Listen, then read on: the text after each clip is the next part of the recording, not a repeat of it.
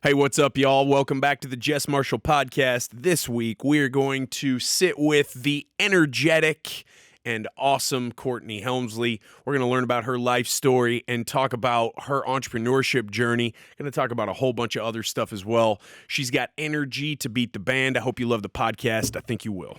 Hey, what's going on, everybody? Welcome back to the JESS MARSHALL Podcast. Wow. Mark that swipe. Bring it. What I has taught me is like some things are too dark to relive. Like you've already survived it. It's very interesting. So it's given me a different, like I've always wanted, like I want to know. But that's relieved me, given me relief of wanting to know. Interesting. Of looking at it in that manner versus I have to know and this part's missing in me. If I don't know, it's given me more of a relief. Like, girl, you've already survived it. Like you probably wouldn't, you don't want to, you can't relive. I is love. We're rolling now. It is, and it's the grandmother. Yeah.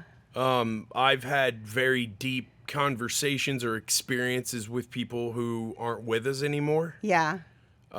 Just lost a dog last October, and that hit me harder than any other dog that I've ever lost because she was very special. Right. Don't have any kids yet. And that's been a thing for me. Like, why hasn't this worked out? Right. What's going on? You know? I've always thought to myself, I grew up in very religious upbringings. Okay. That there's, first of all, always been like, is this real? Like, is this like, what's, you know what I mean? Like, I believe in all the principles. Yeah. You know, I believe right in is like. right, wrong is wrong. Sure, right is right, Yeah. wrong is wrong. Love is important. Love, do unto others. As All you of wanna- those things. Of course. The other stuff that we go to war about and kill each other about, I'm trying to understand. I don't get those. That doesn't either. make sense That doesn't to me. resonate with me either. And I'm trying to figure out, so a lot of what holds like big religion together these days are humans. Yes. And to me, it doesn't matter if you have 9 billion followers or you're not even on social media, you're still a human that I could learn something from. Right. Connect Because to. I don't know what I don't know. Of course. All I do know is what I do know. Right. And what I know, I only know because I've experienced it. Right. And then I look around and I'm like, hey, I really want to be successful in business and I have Right. goals and dreams, but it seems very empty to me sometimes.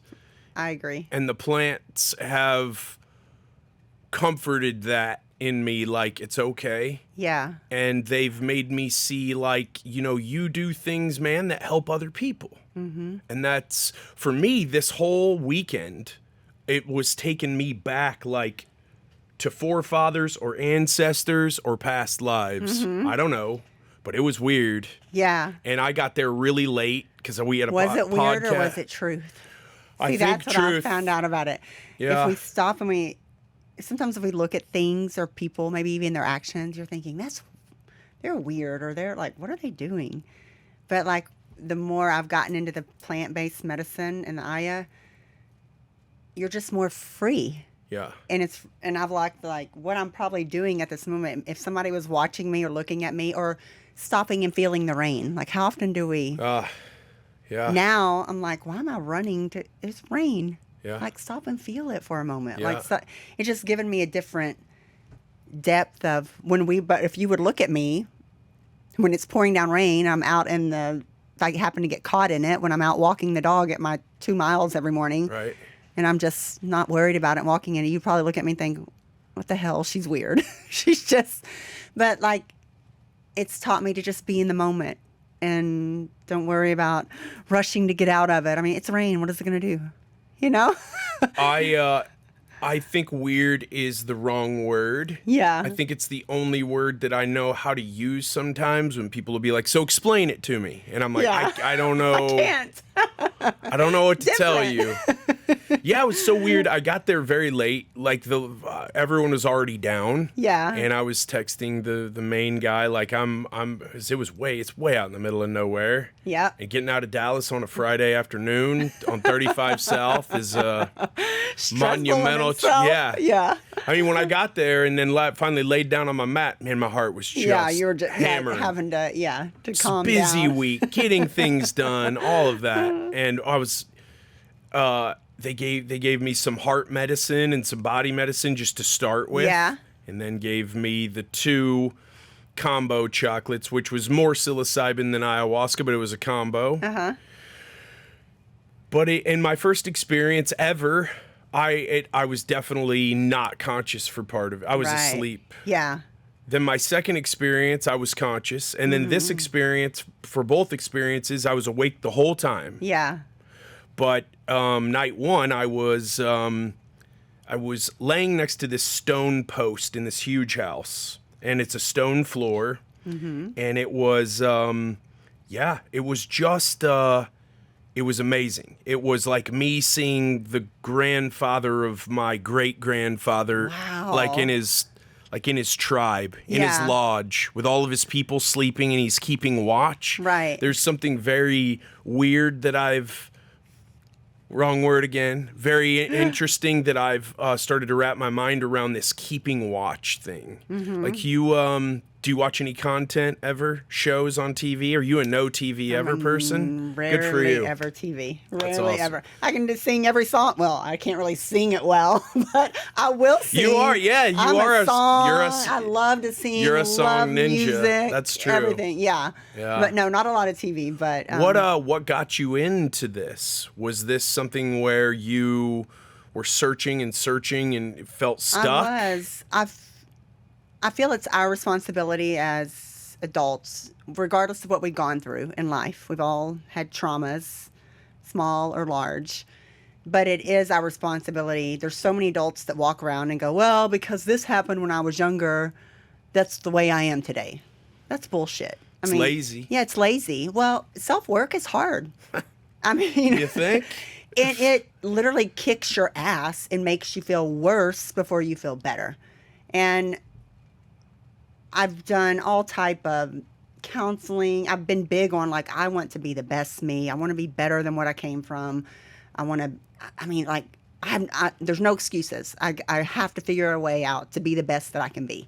Like that's just been my mental mindset. I don't even know where it came. I know where it came from. And it came from seeing what I didn't want to be. A lot of people use it as I'm this way because I literally use everything that I saw as I do not want to be this way and I'm not going to be this way. What do I need to do to overcome it? And so I'd been to counseling. I'd been hypnotized. Church counseling, personal counseling, everything to try to dig as deep as I could to really know myself, because until you know yourself and can be honest about it, you can't heal. And I couldn't get to those depths. I think I told you that from the age 13 and before, I can't remember. There are some occasions that I can remember, but they're traumatic. But I can't remember, I can't remember a school teacher. I can't remember a friend. I can't remember a birthday party, a Christmas. There's nothing that I remember before the age of 13. Is this because home life was traumatic? Yeah, home life, heroin addict parents. I met my father for the first time whenever I was 35. We knew each other for a year before he actually overdosed. And then that was it on that. Mother and I've reconnected, built our relationship, and that's a work in progress. It's just kind of, it's a odd thing, but I respect her, I love her. But it's just a different relationship. And I've just had to, that missing part of my life bothered me because I felt like I wasn't whole. I felt like I wasn't fulfilled. Because if you don't know something about yourself, we're taught you got to dig deep and figure it all out in order to move forward.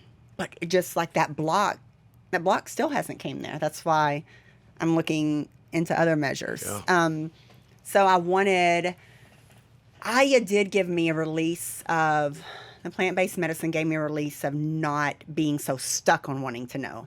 Because my journey when I went to Aya wasn't so much of, I didn't have visions. I didn't see anything. I literally went there every time and went into, I've been 4 times, 4 weekends. And every time I go into deep, deep, deep sleep. So I can't even stay awake. Everybody else is vomiting, purging, dancing, laughing, doing whatever. And I literally just go into deep sleeps. And I can remember the very first weekend that I went, first night I went into deep, deep sleeps. I took 5 doses, went into deep sleeps. And I was like, okay, I didn't do anything. And they're like, sleeping is a way of purging. I'm like, okay, you know. Second night, same thing. I kept going into deep sleep. And by that time I was pissed. Like, I was like, this is working on it. I'm not even going to say pissed. I felt rejected again. I was like, I still can't figure out this answer. And it wasn't until that next morning, after I journeyed that second night, I sat with my almond, and we were setting like Indian style. Our knees were touching, and I was getting ready to do combo, where they burn the skin and put the frog medicine in. And it's a different type of purging. And she looked me in my eyes, and like tears started coming down her eyes, and she said, Courtney, and mind you, I hadn't shared this with anybody. And she said, what you're searching for, it's too dark and it's too deep for you to relive again. You have to let it go. And so that, it gave me that release. So because maybe it is too deep and too dark. I mean, I've already survived it. Yeah. But that gave me a release to not be so hard on myself, because I just figure like, I got to know the answers. I have to be my best. I'm so stuck on being my best. Yeah. And how am I going to be fulfilled? How am I going to be whole if I don't know these answers? And plus it bothers me, and to an extent, like when you sit and talk to people, do you remember in 2nd grade, I'm sitting there going, no. Do you remember a childhood birthday party? No. Do you remember Christmas? No. Wow, that is interesting. That is like hardcore. Yeah. So, but it released me, and I released me of that. I still had that curiosity, but it also has allowed me to, we get so anxious, or we get like stuck on the past. In these moments, I've been stuck on the past, wanting to know the past, all the details. And I've always been really, I'm energetic and anxious. And I've always been anxious about the future. Like, I got to prepare if I don't. And some of that could be from childhood trauma. Like, I have to do this, or otherwise I'm going to fail. I'm just so overboard with all that. So it's allowed me to I tell myself every day, like, be here now, be here now, be. So anytime I feel that anxiousness coming on, and it's almost, you spoke about it, like you said, you felt like you were overwatching things. Yeah. There are moments now when I feel like I'm in a third person. Mm-hmm. Like when I see myself getting anxious, or if I see myself going backwards, I can recognize it, which is hard for people to do. And once I recognize it in that moment, it's like I'm in a third when I recognize it, which I've never done that like before. You're outside of your body, looking down. To an extent. Yeah. And that's what allows me to recognize it. But before, when you're so caught in the moment, you just get overwhelmed with anxiety, or you're thinking about the past and you get emotional about it, or that kind of thing. But it's allowed me to more so in a third person of myself. I know it sounds different. Not weird, but different. No, I'm wondering, do other people, it sounds like you somewhat have it's very interesting to talk to other people who you didn't know, because I've been very into this for a long time, as Sohail can attest, for years. And then it's become more mainstream recently. Yeah. So it's become, you don't have to go to Peru or Costa Rica. Or Nicaragua, or they do it a lot. They have a lot of this in Hawaii because they grow the vines in Hawaii. The deep realizations, like the I just know now. Right. Is a very interesting upshot of all of it. So I finished the second night, the Aya night. nothing happened. Yeah. Nothing happened. And then all of a sudden the experience was on me and then it was over. Yeah. Fast. Uh-huh. And it gave me like a list of things to do. Wow. And I'm a very type A, Yeah. be your best, persevere Yep. guy Figure too. it out. Yeah. Yes. And the anxiety after was insane. Because you received a list or a vision. Yes. Okay. And I packed all my stuff in just 4 hours back to Dallas immediately. Wow. The experience. Like, I got to go do this list. Yeah. Much to the chagrin of but everyone was asleep, and I wasn't doing anything unsafe. Right. But I had massive musical experiences on that drive home. You know, Wow. it's 3, 4, 5 in the morning. Yeah. I heard some songs I'd never heard before that just blew me away. It's just the hill out in there, Yeah. these hill country radio stations. So just a lot of tears, Right. then a lot of happiness, Right. I always have struggled with just enjoying life, the moment, whatever. Right. You know, really struggled with Yeah. it. Like to the point where like, I don't want anything to do with the holidays. Let's just get past this and back to the grind. Yeah. And really was just struck by the beauty of everything, whether it's the people you meet or the places you go or Exactly. the rain. Yeah. And the simplicity in that is profound. Where a lot of what we see, whether it's on social media or wherever, because we're just being marketed to, it's just like this inundation. Yeah. It's all so complex. Yeah. And getting back to that really to simple is so it's so gentle and beautiful and genuine and real. Yeah. I really struggle with real. Like when someone cons me or fools me or tricks me, it just really bothers me. Right, yeah. It just drives me nuts. Yes. Because I can't go warrior. Yeah. No. Yeah. I got a responsibility to Regardless of my what family. They did, I can't go you'll to prison. Go to jail or you're, Yeah. Very it's I am grateful that I have felt drawn to it, and then Right. that I'm definitely a lean in, go figure. Like if I Right. feel like this could help me, I'm gonna go Of for course. I'm the it. And same I way. hear a lot of people talking in these disparaging tones about it these days, especially influencers. And I just feel like Dave Asprey put up a video yesterday talking about how people who've sat with it hundreds of times, they're missing the point, they're doing it wrong. And I thought to myself, how do you know? It's an individual thing. How do you know, dude? Yeah, you're right. It's an individual thing. Go invent more just coffee, bro. How do you know what's right for that? You know, everybody is different. For that person. And everybody is different. Yes, 100%. You know what I Yes. mean? I Well, think that's why I don't believe in pharmaceutical medicine. Yeah, me either. Everybody, how do you treat me the same way you treat him just Put a because I have label on the ya. same symptoms? 100 times with the Aya, though. Yeah. It's wild. It is, man, but We had someone on here, right?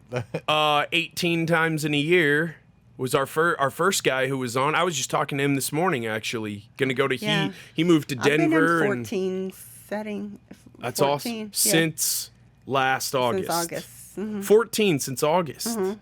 14 different nights there. Wow. Mm-hmm. Have you all at the same place? Yeah. Have you have they taken you through like a heroic dose of psilocybin yet? No, not that I know of. I have this really weird reaction to psilocybin that I can't figure out, and I don't know if I'm supposed to just keep going for it because I am a glutton for punishment. Yeah. But like if I microdose, there The are mushrooms? times, yes, that the amount of I don't know if it's just Now the mushrooms, Washing I the- didn't do it Aya, but a group and we've experienced with the mushrooms, and the mushrooms connect with me more than the tea does, for sure. I wonder and if the combo yes. with the frog medicine connects with me more than the Aya tea. Most people are purging on that. I'll purge, but I set with it just so like it's so peaceful. When people around me are like breaking out in sweat and rolling on the floor, I sat and I'm just like, it's super calming to me. I don't know. And then last time I did it on the ears, yeah, the burns, with the frog medicine. And last time I did it, I did 8 points in the ears, 4 on this side and 4 on this side. So it went straight, like, because the closer you are to the heart, the faster it reacts and the stronger it is. And then I've done it up my spine as well. So it's very intense, like quicker. You're wild. Wait, did you say they... That's awesome. Where did they administer it? Ears. So in my ears, like here. And at the base of your spine, though. Base of my spine and all the way up. Mm-hmm. Jess, you got to step it up. Yeah, I know. Yeah. It's not a challenge, though, Sohail. This is what we're trying to... And two, though, you know, I've met people that go, though, and say, I did so many this time. Now I want 9. Right. Sometimes you can go and have 3, and it hits That's you what's weird. Totally. So what I try to do is the people that... It's important, too, the energy of the people that are administrating it as well. This last couple, this is all she does, like, is the combo experience, and it was deeper. Like, she could connect with me. Like, there was another in the group, and I would get concerned about them, and she's like, stay in yourself, Mm-hmm. because that's part of I would say one of my weaknesses. Whenever I will put people in front of me, if I see something concerning, I'm like, oh my God, I get so worried about them, and I forget myself at points. And that's not, it's good to be concerned about other people and want things, but not to the point where you forget about yourself. And so she recognizes that in me, and that, from that experience that I had with her, I've taken that into life, because like there'll be people around me now and I'll see them, and my first reaction is to get anxious or to get like, oh God, how can I fix it for them? Well, first off, you can't fix anything for anyone. You can say, I'll be here for you, but like, I couldn't fix it. But that has resonated. That one time she looked at me, she said, stop, stay with yourself. When she's like, that connects with the moment I feel myself doing that with somebody I care about, I like, her voice goes right to me, and that's helped me grow. So I think the people that administer the medicine to you is a big thing too, because that one statement she made to me has been a key part of triggers that come up that are triggers for me.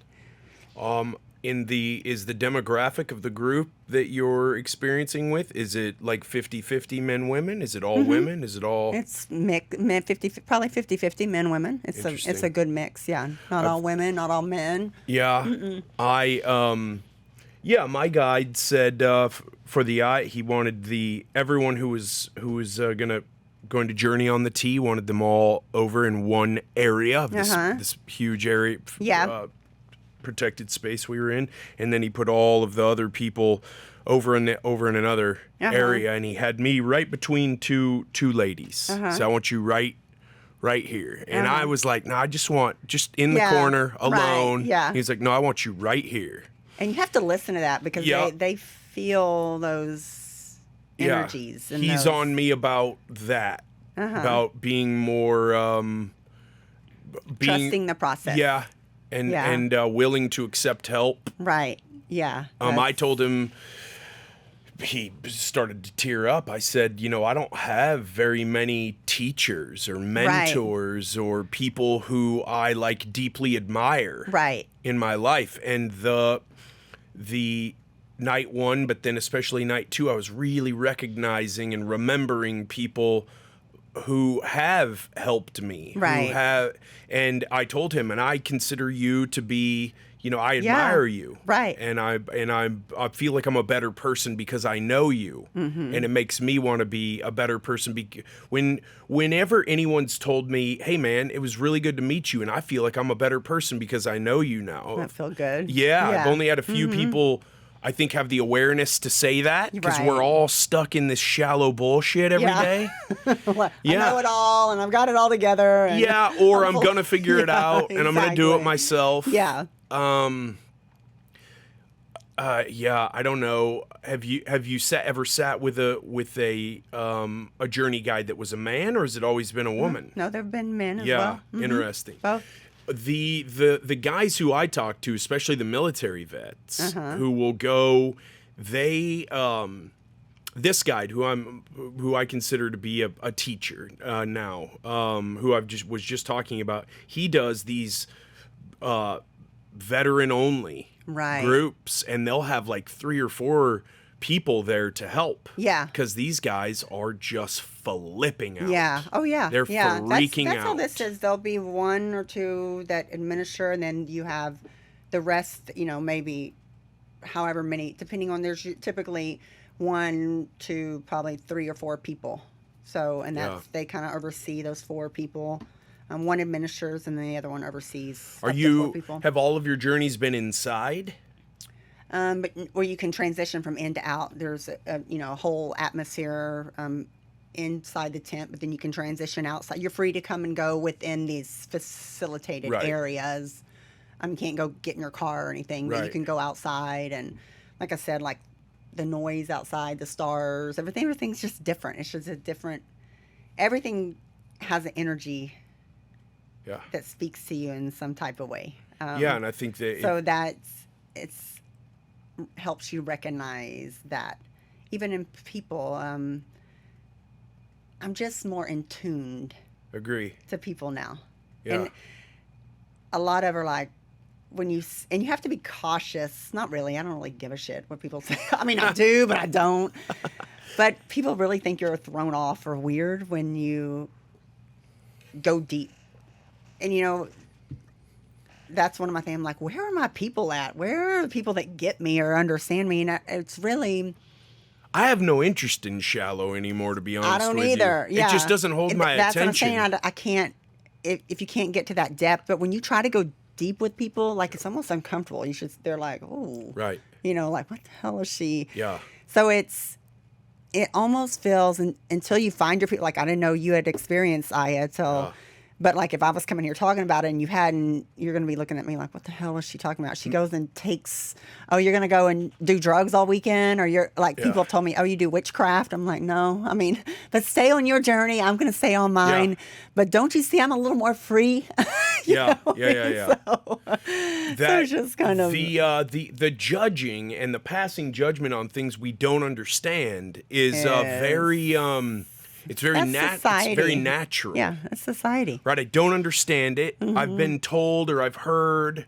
No, man. Yeah. And I've felt like if I don't understand something and I'm immediately jumping to a conclusion about it, that I'm like, wait, there's something there. Right. Or that wouldn't even have hit me. Like it would have gone right past me and I wouldn't have known. But I stopped and I was like, what? Yeah. What did you say? Yeah. And there's a reason for that. So is the reason that that you're an adventurer or that you're crazy or that you're a wild person or just that there's more to it? I know there's more. There's more to it. Yeah. There's more. Yeah. There's more dimensions. There's more. You don't watch TV. Do you watch any movies? Did you see that movie? Everything, Everywhere, All at Once? No. Oscar winner, Best Picture. Yeah, and anything that's Oscar nominated, I just won't watch it because I'm counterculture 100%. Right. Wow, unreal. I watched that on the way to bury my grandmother.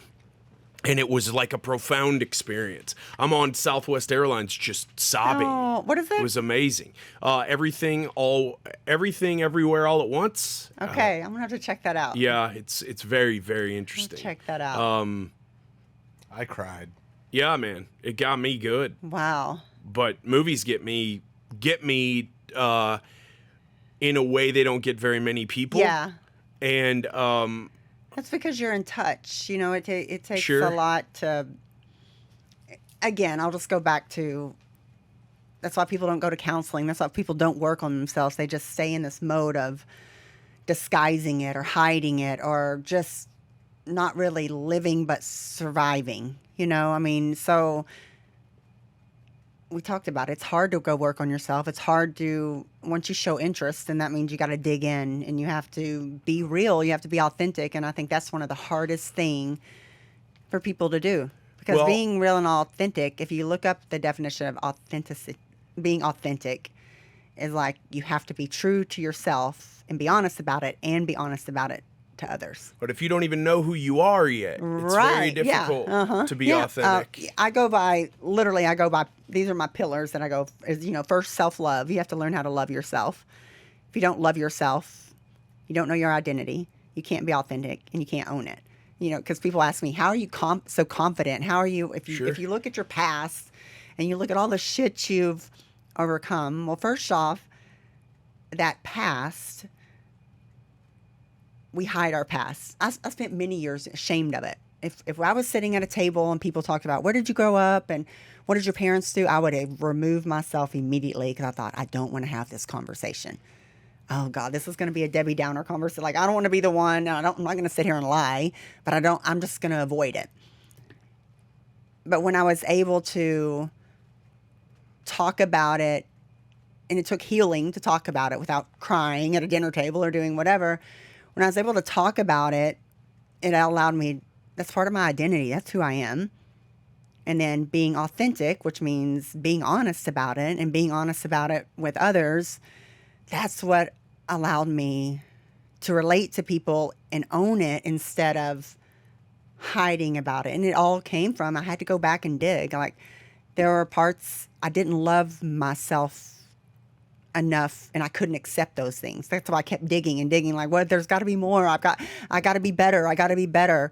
But until life really kicked my ass and stripped me down, it's probably like 4 years ago that I would say as an adult that I was at my, like, life literally just stripped everything from me. What Marriage, home, my kid went to college, even my damn dog died that I had for 15 years, all within like a 6-month time frame. Everything that I knew in my life was gone. And then on top of that, I always had lupus. Well, then whenever you go through, lupus is triggered by, it's an inflammation thing. That triggered, and my body went into like just days I could barely walk. I couldn't get out of bed. I mean, all of this like alone, and chemotherapy medication for the lupus. Then they were like, put me on hydrocodone. I mean, everything COVID hit, all my business was shut down. Everything that I knew and that I thought was my place was stripped from me. But when I look back at it now that I'm so free and so aware, I wasn't living at that time. I was merely just surviving. I was in a marriage that was not healthy. Lived my life for everyone else but myself. When somebody said, what do you like? I don't know. I work and I take care of my family. And I couldn't even answer that. But if those things wouldn't have been taken from me when I felt like it was the end of the world, there's no way that I would be where I am today. At 46 years old, I feel the freest I've ever felt. I'm living the best life I've ever lived. Honestly, I kind of say that weird because I don't want to take from like my daughter, but it's just, I feel like I'm me now. I finally know who I am. And there's still parts that I mean, that's the other thing. Once we work on ourselves, it's a continued journey. Like, we can't just say, oh, I'm good now. Yeah. Because there's always going to be those little triggers. How do you maintain those and how do you keep them? And then other things may come up. But when I tell you I feel the best that I've ever felt, I feel so free and so open and just, I'm me now. When this 6 months hits you, like a tomahawk missile and just blows your life up, were you struggling with depression, anxiety, panic, things of that nature? I would say it was all. Up until that point, I could never relate to people when they said, oh, I get depressed. I'm like, what the hell? You put your big girl panties on, you figure the shit out. I mean, like, what do you mean you're depressed? Like, you woke up today. And I've always looked at man, I'll survive. If I could survive as a child and be where I am today, like nothing can break me now. Nothing can make me depressed but I didn't know what I didn't know. I didn't know. I thought I knew who I was. I thought I knew what I was about, but I didn't. Not until at this stage of life, at 41, 42 years old, that where everything that I was, had this glass house, $1 million homes, nice, everything looked perfect, the glass house on the outside. And I thought that was life. I thought that was, but when I looked inside myself, I didn't love myself. I had no clue who the hell I was. Couldn't be authentic because I didn't want to talk to people. I didn't want to tell nobody. I didn't want to tell, not that anything that I had done, but I didn't want to tell anyone my truth. And so I pretended. I was walking around. You could look at videos, you could look at social media. And now I look at people and I often wonder, is that really who they are? Or are they just, I was just trying to hold on. I was trying to survive. I've been in survival mode my entire life up until these 4 years ago. You probably didn't even really realize that until you realized it. Yeah, and I think that's what most people do. You don't realize it. When your back's against the wall, you're going to figure a way to fight and get the hell out. So that's everybody. They don't want to go through struggles or they don't want to go through hard times. But when literally all odds are against you, you have nowhere. When I lost my home, my daughter and I lived in a hotel. We had no home for 6 months. And then she went to college. And then that was just another turning point. And it's just, but like I said, if I wouldn't have been put in that place and had to really dig down and find myself, I would still be just going along, pretending, crying in the shower, acting. Do I still have emotional days? Of course. But it's a different type of love for myself now than what I've ever had.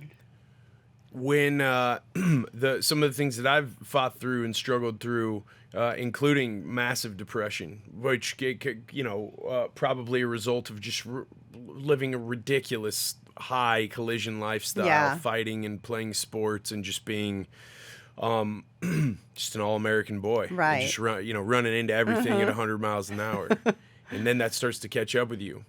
I tried counseling, and it just would never really resonate with me. I don't have a problem with talking about trauma. I think that it's important. I think that people who are like, there's this big emphasis on trauma now. It's a whole industry now. Too soft, Jess. Yeah. You're too soft. Or just cowboy up or whatever. Yeah, tough it out. What I have become very infatuated with is the solution, though. Right. If I know there's something that's really got me stuck, I can sit there and talk about that thing over and over, whether it's in a recovery group or with a counselor, or with a significant other or a parent, if you're lucky enough to have one that can be depended on, which you were not. But I never have felt like I was making actual progress until I found the plants. Right. Now the plants are like, I'm like, okay, all right. Mm-hmm. When I could not get to, nothing was happening on Saturday night, Sunday morning, nothing more. Do you want more? Do you want more? I'm like, yeah. I said, finally, here. I was like, I drove all the way here. You're the experts. You tell me what to do. And the ramp up from there, that hit me. Boom. Things started to happen. But I was having these realizations, these epiphanies. I was just like, okay. And there was a very intense, I don't know how much time it was. It felt like 30 to 40 minutes, a very intense passage in there where I had to really dial into my breathing. Have you done a lot of breath work since you discovered? Yeah. Yeah. That's fascinating to me. It is. Breathing. Yes. Right? Yes. Trying to in a disciplined Simple. way, work at the it's breath work. Yes. I'm not just meditating and falling asleep. I'm engaged that brought I can't, it's very hard to explain. It was like the plants were telling me, you have to go at this breathing Right. harder. And so if you've done research on DMT and there's DMT in all of our cells. There's a lot of DMT in our lungs themselves. And if you work on some of that, I was, like I said, 30 or 40 minutes. It was like I was 100% in the locker room, getting ready for like the biggest game of my life. And I was so dialed in and like completely focused and just on some plane, some level, I don't know, breathing hard. I mean, I Right. had to have been bothering the people around, but I was just holding on. He needs some oxygen. I was just holding on. And then I purged, and it was just insane. And it's because you were holding on. You were trying to Must have been. hold on to it. Yeah. You know, that's what they say. Oh, your ego is too strong. Your fight but or it's flight easier is said too than done, right? Like, Yeah. just let go. But that's a practice in itself, Right. to let go, to stop, and to breathe. Yeah. Like what you just said. Right. That's a whole. It sounds simple as hell. It does. It is not. I though. think it sounds simple when someone says it. Of course. If you say it to yourself, though, But- if you're alone, But that's because you're aware now. But before Right. then, before you're aware, you're like, first off, you're thinking, breathing. What the hell is that going to? right, Have you not thought that before? Yeah. I have. I breathe every day. What are you talking about? That's how I Yeah. stay alive. right, But it's a different, when you're aware, it's a different type of, it's a different level. It is. It's more in touch. It's more, there's more depth. There's just more realness yeah. to it. The self-love thing is interesting because I always thought that was a pretty woo-woo term until I got to the point where I realized that I really had zero of that. Right. In fact, I was running a massive deficit in that department. There was a lot of hate there. Of course. Yeah. You know, I keep making this mistake. I can't get over this hump. I keep getting stuck on this. What's wrong with me? Me, yeah. And as a construction guy, and you're in construction too, my first journey, I was like, when I have had an unlimited budget and a really good working relationship with an owner or an investor, and they're like, I want you to go build this. We know what you can build. We've seen your ideas, your concepts.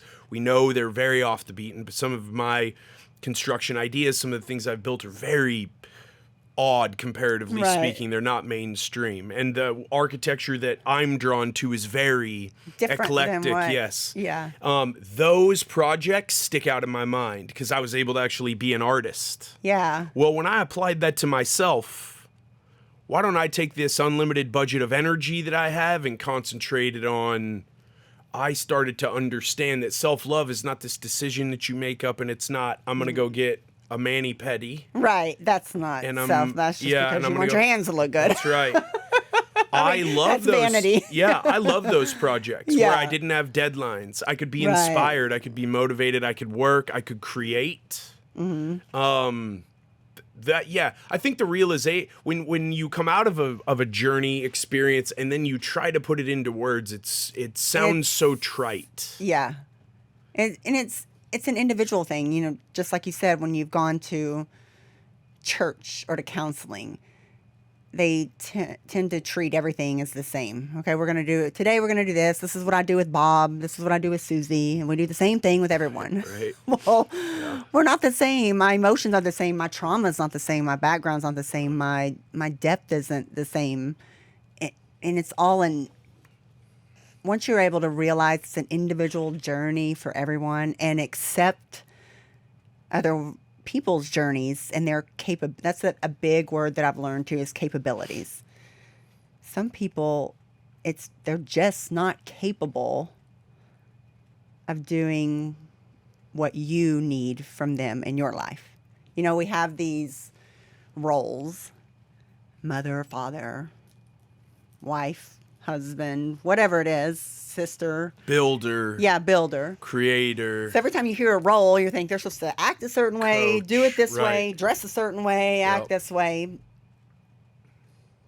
But that's all that's doing is limiting our minds to, well, until you love yourself and understand it, that you have to do it this one way. Like you said, when you build, you go a different route. But that's who you are. That's your vision. That's what makes you unique. That's what draws certain clients to you, you know? But so many of us, until we're aware, we think that we have to stick with these roles that we're assigned or that we've been given ourselves.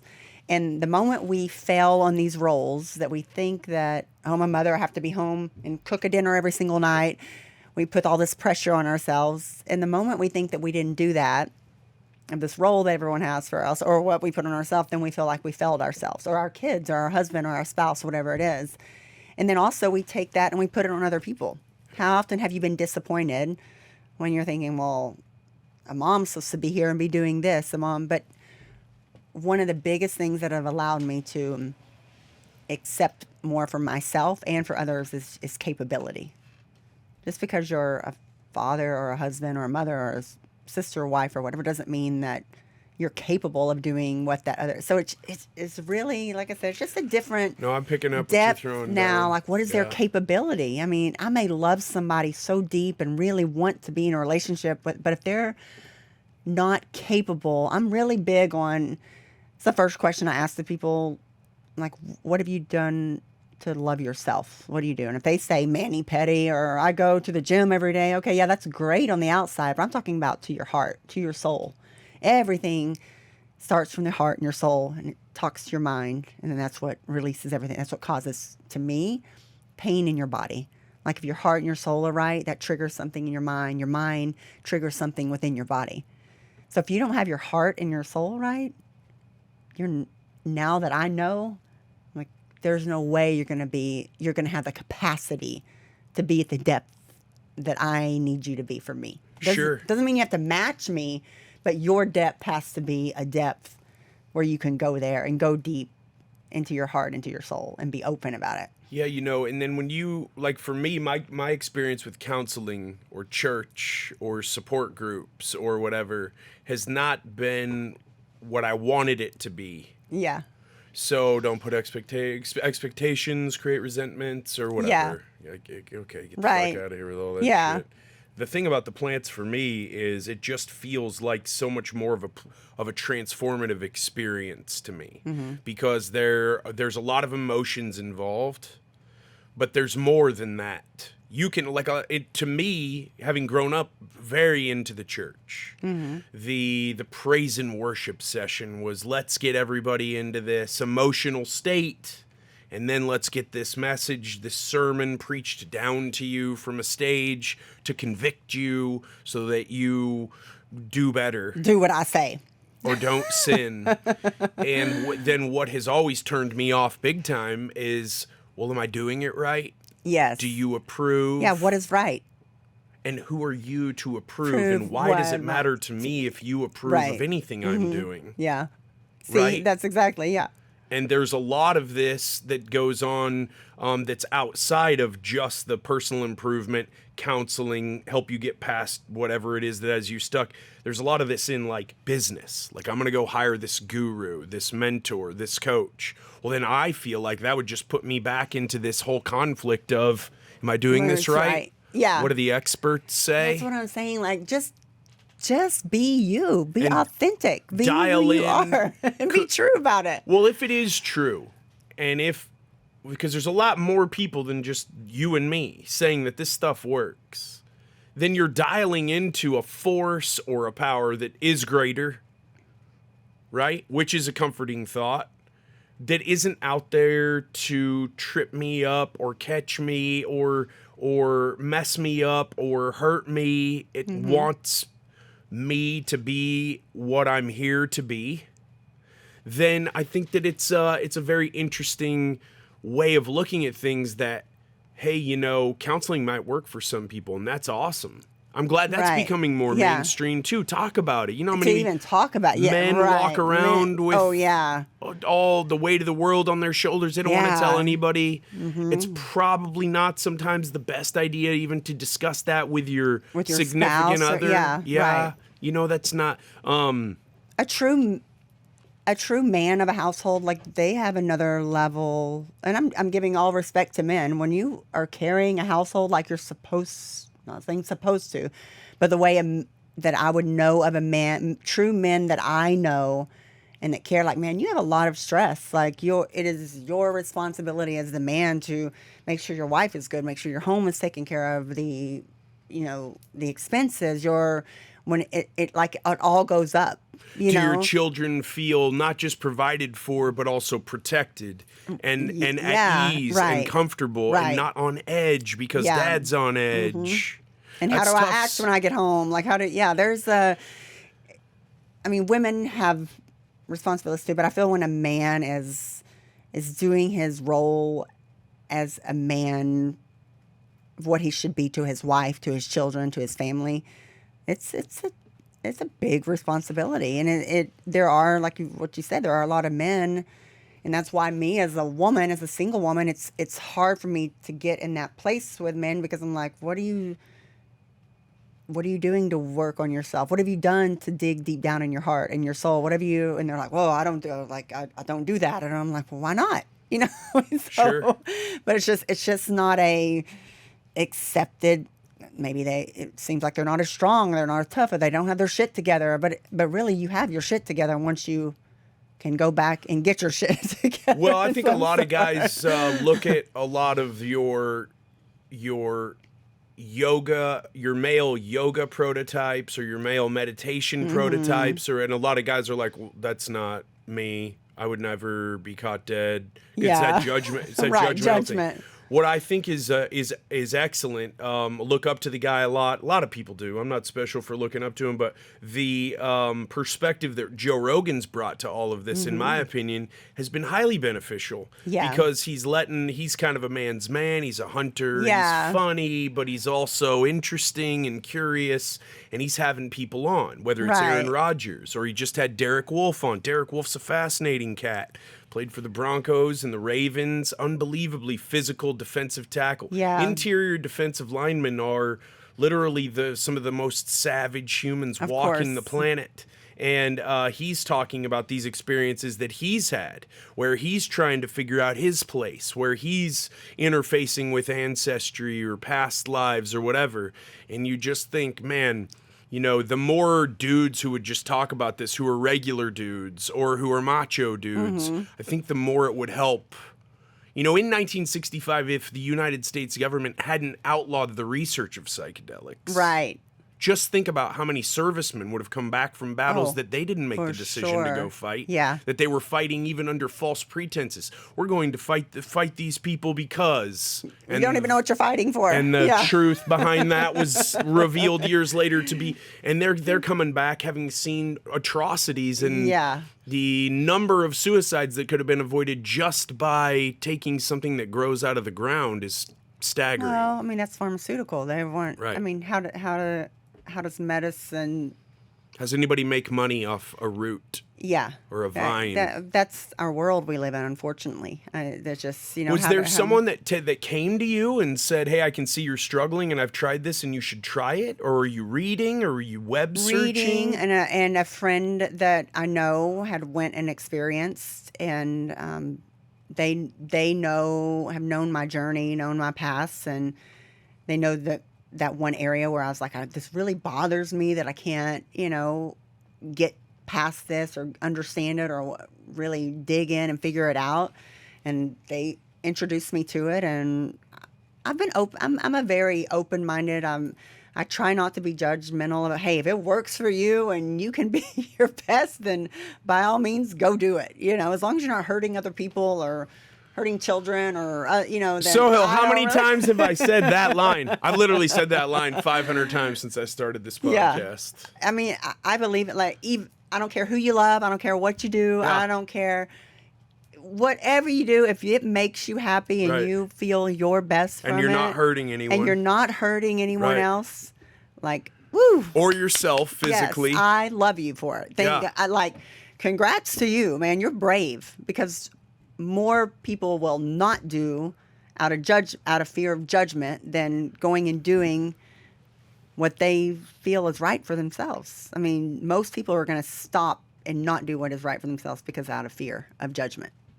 Yeah, More so. I think I chased it down just because I was like, I'm either doing this or I'm not going to make it. Yeah. Like, that's how desperate I was. Yeah. I was just like, this is all fucking pointless. Right. Well, And I got out of, I would say, when I went through that 4-year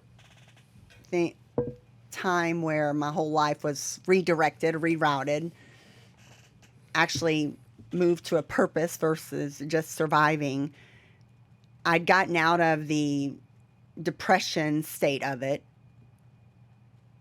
but I knew that there was more within me. So I'd gotten myself out of that. All right, you have something to live for. You have a purpose, but I still couldn't figure it out. And I'm one of those like, no, I'm going to figure this out. So that was mine. It wasn't, I can say I was out of my rock bottom part, but I knew there was more. I knew I had more in me. I knew I had more to love about myself. I knew I had more to give. And it just, again, it started with myself. But I feel when I'm around people, I feel like my energy, I've always been known for energy, but I can be more, I try to look at everybody and love them, love myself for the space I am in now. Like, this is who I am today. This is who I can be today. I may be a better person tomorrow. I may be a little bit weaker tomorrow, but today I'm giving you my best, and I'm going to love myself for it. Today, are you giving me your best? Are you being the best person? Okay, well, I'm going to love you today. Everybody has their bad days. Everybody has their bad moments. And quite often when people are around you, they judge you for it. Or they're like, oh, you're an asshole today. Or you're down today. Or you're depressed today. I mean, we all have our moments. But I've learned I knew there was more within me. And I knew that it would open me up to seeing that in other people as well. Do you read Eckhart Tolle, The Power of Now? Mm-mm. Yeah, you should. No. What more did you discover you had to give? Seeing and loving others for who they were. That's really what, and I think that comes from, because I wanted people to see that about me. Sure. A lot of times it's an outer thing that we see in people, like an appearance. Like, Right. Don't get me wrong, I'm not saying this in a vain way. If somebody tells me, oh, you're pretty, okay. Right. Great, thank you. Like, I know, I get that all but when the did time. you? I know, right? I'm just like, I know. Love your Fucking legs. God damn. Leave me alone. God. But when does someone, like, I love to switch it on somebody and go, man, your energy is beautiful. There's something about your soul is just, it draws me in. Like, that's a different level. Well, you know, if say you can, to someone. and if you can realize that someone has limited bandwidth or a limited capability, but you can still love them for what for the Who capabilities they are at they that do moment. have. Yeah. It doesn't mean that you have to be in that shit with them. You know, I and don't that's know. where we get it mixed up. Oh, I Yeah. got to love there and be there with them in it. Right. Like, I can love you from a distance. I can love you for who you can be right now in your life and what you are capable of being in my life, even if it has to be from a distance. But I don't, like, why are we, well, if you can't be this way, you're wrong. Maybe that's all that they're aware of right now. Maybe they haven't gone to that depths. Maybe they just, doesn't mean, but it's not my problem to go back there and fix it for you or stay in there with you. But I've gotten very good, and I've gotten more aware of just people, of where they're at, and letting them know, hey, where you're at right now, it's okay. I want you to be the best you, but it's okay, and you're not going to feel pressure from me to be this way or this, or to match me, or to, it's an individual journey. So that's what it's allowed me, because it's allowed me to forgive that about myself. Yeah. And so therefore I'm able to look at other people. It's like I can almost sense it from people. There was a young lady waiting on me the other day, and I wrote on the thing, I see you. And she came to me and she started crying, and she was like, what did you, and there was just something about her. I don't know. I can't even tell you what it was, but I looked at her and I felt like she feels like she's not seen, or she feels like she's not. And I just wrote it on her after I wrote her tap, and I said, I see you and you're beautiful on the inside. And it literally came and she cried. So I'm just more in tune with people now at a deeper level for who they are in the moment. Well, don't you think it's so cool that you found this? I think it's very cool that I've found it when I have, which was when we were all told to disconnect and distance and all of these things. I started this podcast right when all of that was said. You must disconnect. You must distance. I started this in person, no virtual. Right. No masks. Yeah. I know we're not talking about Right. politics today, but Yeah. no. Yeah. No. Right. No. Wrong. Yeah. Wrong answer. I was feeling. Not me. Yes, that was for sure the voices that I was hearing were no and much stronger language than that. Right. Yeah. When you realize that that connecting with people is where the genius and the beauty of life is. People need to feel connected. They need to feel. I raised my daughter. When you see people, not the ones that look like the obvious that probably get the most conversations. Like, do you ask somebody like, "How are you?" Like, "How are you really?" If you stop and just pay attention to people, and most often we don't. We're busy doing our own stuff, or busy doing this, or busy doing that. But if you, like, next time you're around somebody and you just feel something off, like, stop for a minute and ask them a question, and watch how it's almost like overwhelming of an emotion to them, because they're just probably the people that are even closest to them don't even realize it or see it. And that's the impact that I and this journey has allowed me to do, and that's the impact I want to have on other people. And it all comes back to in my entire life, I felt unseen on the inside. People could see me as a visual, as a look, but nobody. I tell people sometimes outer appearance can hurt because nobody ever asks on the inside. Nobody ever asks me, "How are you?" or "Are you okay?" Are you? And of course, you put out this energy and this energetic, but nobody's up all the time. That's what meth is for. Yeah. One of those things. Not a certified plant medicine. What was it that happened in your life when you were 13 that started the memories? I don't know exactly. There was an ending to. The only thing that I've had a visual of was an ending to some of the things that were happening in my life at that moment. Was with a lot of not myself, but a lot of the people around me with the drug use. There was an event happened where someone very close to our family overdosed on heroin with a needle in their arm while we were all there. You saw this? Saw it. And there were some other things going on in the home with children during that time. And from that moment on is what I remember. And not a very positive catalyst to kick off your memories. Not at all, but that moment was the ending to something. I don't know all the depth of it. But you can feel it. But I feel it. Yeah. And that's why I still journey. But it was an ending to something. Because that overdose, that death, it was a death, it was an overdose. But it was an ending and the beginning of a new life for myself and the others that were in that environment. So that was it a tragic, and that memory, that moment came to me in Aya, but nothing before that. I'd even blocked out that memory of that depth of it. but like I said, it's like a new soul was rebirthed at that time because there was an ending there. I wonder if the Aya is, it's supposed to be a 4 to 6 hour experience. I wonder if you tried just 5-MeO DMT with ibogaine, if you would have maybe you would make more progress on that, or maybe those memory you want to know.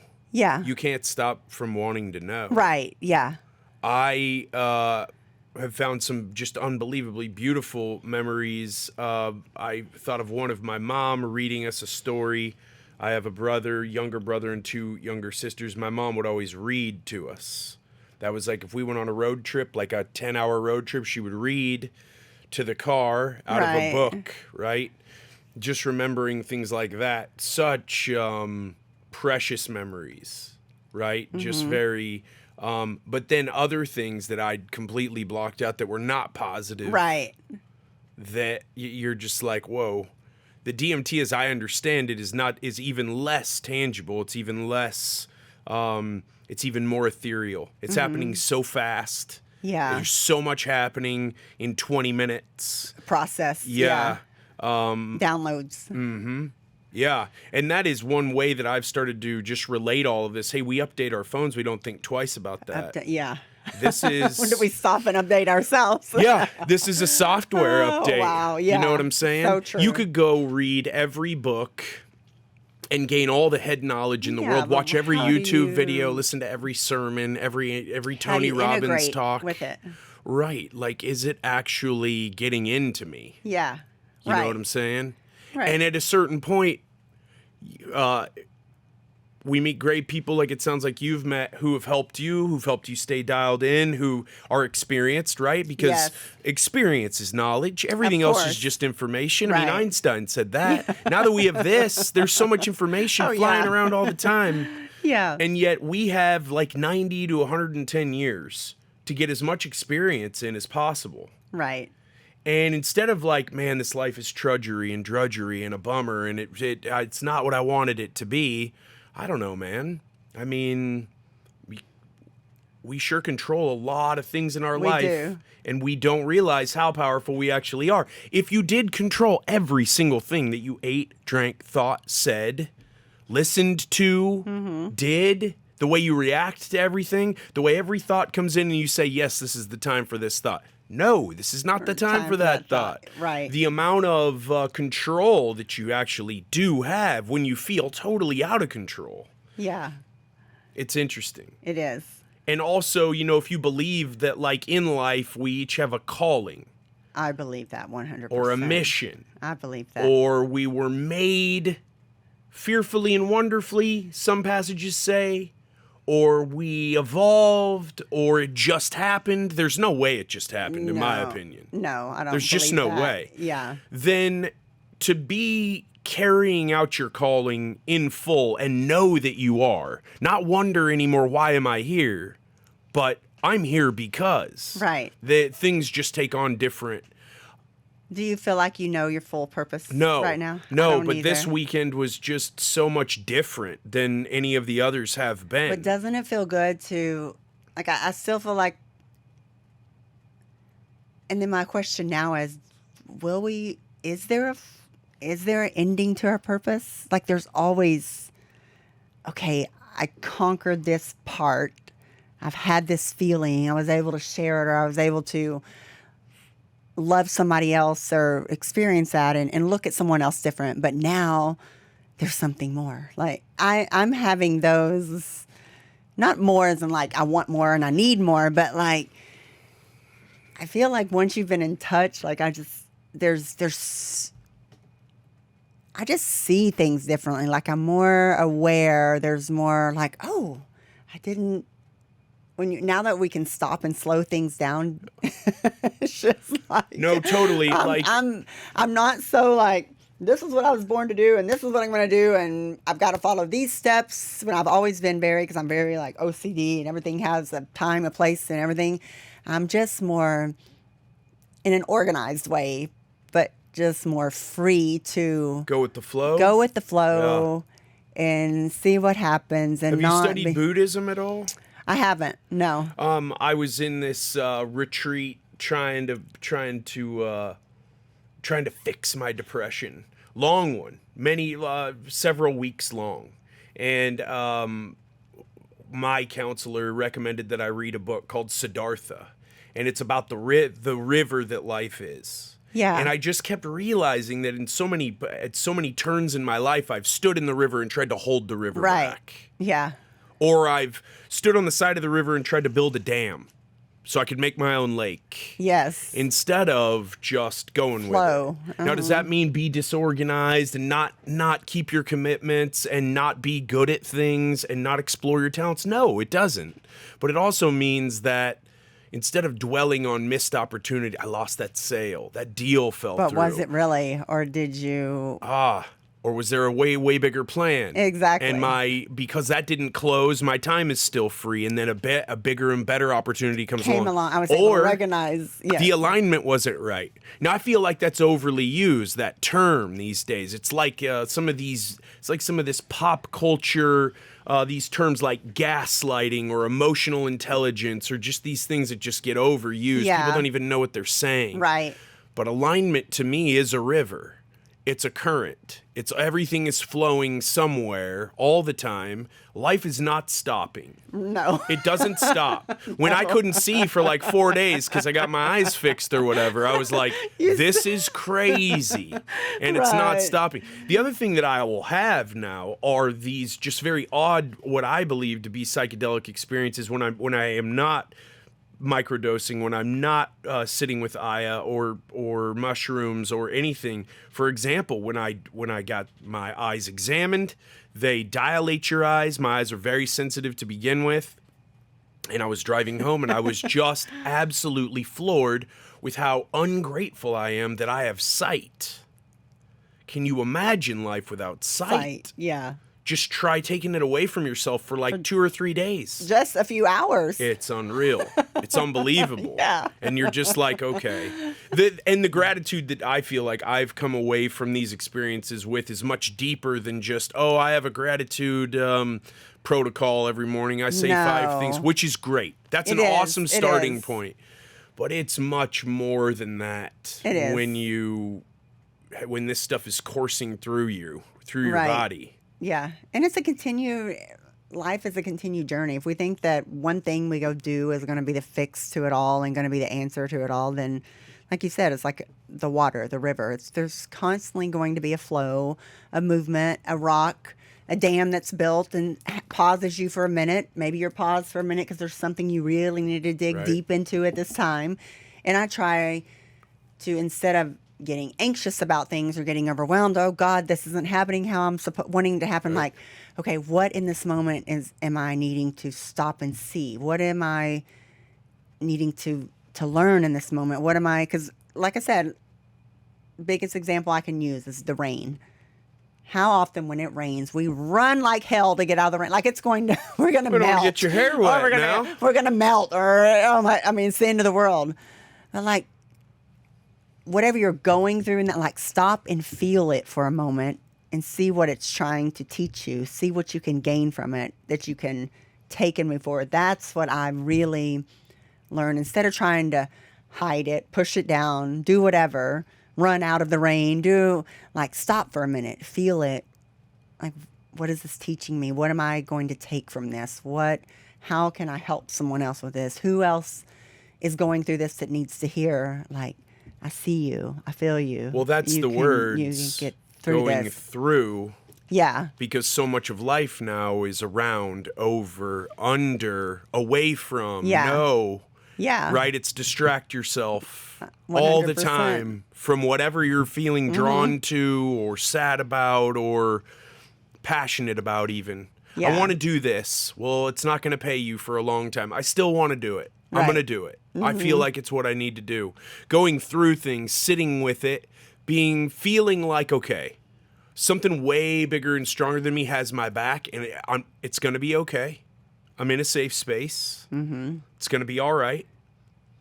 Yeah, there's some things in my life that can improve. I've always been very I've always been very dialed in on, man, that's something about you that a lot of people say you need to change. Or maybe someone when I was younger told me, Right. you're too stubborn. Yeah. You rail against authority too much. But And are we? Or that's what the plants showed me. yeah. They were like, maybe we made you this way, dude. That's what I've realized too. Like when I try to accept people, like, are they that way, or is it you just don't understand them? Or you're not open enough to realize what their purpose is or what their method is. There's a reasoning that this person came in your life and you were exposed to that. There's like, are you weird, or are you stubborn, or are you off, or they just don't understand you? Have you not just found your people? Right. That's And I understand my feeling. Yes, and I understand more and more the need for community. yes. You know, when I started this podcast, I was really fighting against this depression thing, and I was like, you know, every time I sit down with somebody who's reasonably like-minded or not at all, maybe we have completely Totally different different belief beliefs. systems, but they're open-minded, and we turn these sons of bitches over for 2 or 3 hours and we just talk, I literally cannot explain the high that I will take from this conversation for a couple of days. Yeah. It's not something that I can really explain. People ask me all the time, why do you do the podcast? Are you making like tons of money off of it? Like, what's the reason? Well, number one, that's not why you should do stuff. No. I mean, really, if you have enough to eat and you have a dry place to sleep, you're just fine. You have all your needs. Yeah. Yes. You don't need the brand new Jordans every Tuesday. Right. Yeah. You don't need, I don't need to watch the brand new content or Right, movie or yeah. whatever right when it gets released. Right. In fact, I don't watch anything that anyone else likes. Yeah. On purpose. Because I'm like, well, I just know that's probably, you know? You're going to hear about it anyways. They're all talking about Yeah. it. I don't know. It's a very interesting experience. I had no idea. If I was to guess, if someone was to ask me, do you think that Courtney Hemsley is into plant stuff, I would have said no. I don't. You know, so that it's just very interesting. Plus, when you do start talking to people, especially people to whom it's new, because it's new to both of Yeah. us, newer to you than it is even to me, but you've had way more experiences than I have. There's this just weird energy trade-off there of like so you're discovering this too. Right. And then there's this kinship too, because instead of sitting with someone who has no idea what you're talking about and they think that like something's wrong with you, which again, like you said, I don't give a fuck what anyone thinks. I'm the one who has to live with this. Respectfully, yeah. Yeah, right. I'm the one who has to walk around with this. I know I annoy the shit out of a lot of people. Like, I know I do. But it's like, I'm not your energy. I'm not your vibe, and that's okay. Like, maybe you're not mine either. And I'm cool if you don't like me, because I probably don't give a shit. Some social media hate for some other shit. Yeah, for sure. Yeah, I think I got called a Walmart Andrew Tate the other day. I don't know. Or, you know, this is the thing, too. You know, at this stage, I've said that at this stage in my life, probably when you think most people have had it figured out a long time ago, or we think they have. And now that I've learned to love myself, I know my identity, and I can be authentic, and I can own it. Now it's like, oh, you think you're all that? You think that you're better than? Like, no, I am the free. This is free. Yeah. Like, I'm sorry you don't feel that way. I'm sorry you don't get it. How fucking boring would life be I know, if you had everything right? figured If out when had you were 25 everything years figured old? out. Yeah. I don't want any part of that. I don't either.